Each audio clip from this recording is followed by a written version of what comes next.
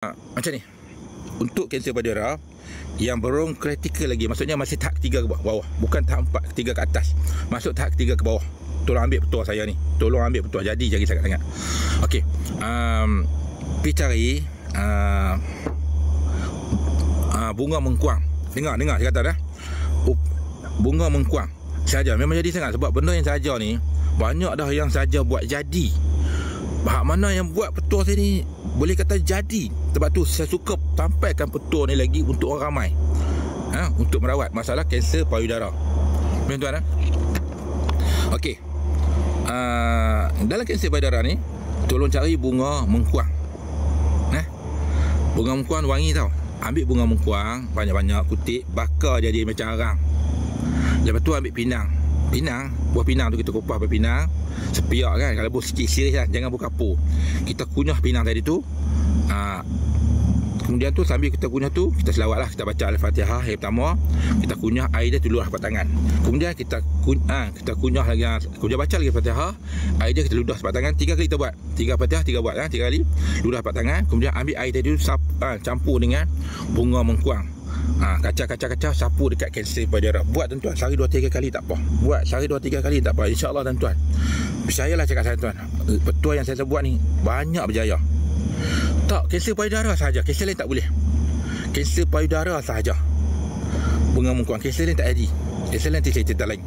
Baik, informa pun tak ada. Informa nanti cerita insya-Allah nanti cerita tentang informa lah. Informa kanser ke, kanser barak, kanser darah. Informa kanser darah nantilah. Kemudian untuk kemo dalam rawatan tradisional, tuan-tuan belajar tuan-tuan. Dalam tradisional dia ada kemo tradisional. Kita pergi kemo hospital, kita luruh rambut apa semua kan. Betul tak? Tapi kemo tradisional dia taklah sepanas untuk matikan kanser seperti hospital. Tuan-tuan kena belajar. Jadi orang kata apakah kemo ni tu? Esok orang yang di kanser untuk rawatan kemo peringkat sementara supaya tak panas kan, supaya nak matikan sel dia tu, dia ada dua cara lah untuk kemo ni lah. Pertama sekali, kemo tak kisahlah walaupun apa kanser pun, apa kanser pun tak kisah. Ini kemo tradisional darah rawatan Melayu. Orang tak cerita, saya cerita tak apa, ini ilmu. Sebab apa yang disampaikan kurang-kurangnya orang ambil petua saya ni dapat menyelamatkan nyawa. Alhamdulillah, bersyukur. Kena tak ulam pucuk raja yang selalu orang makan ulam pucuk raja? Pucuk raja, siapa kenal ulam pucuk raja? Ulam pucuk raja.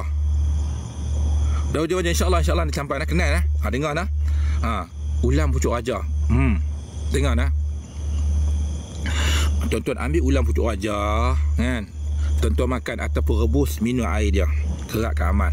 Yang kedua, kalau boleh, kalau korang nak rebus, ambil ulam pucuk raja dengan daun delalu. Pokok delalu yang warna merah tu, ambil daun delalu tu, masuk dalam periuk, ambil ulam pucuk raja, masuk dalam periuk, rebus, minum air dia. InsyaAllah tuan-tuan, dia antara kanser, antara kemo perubatan Melayu.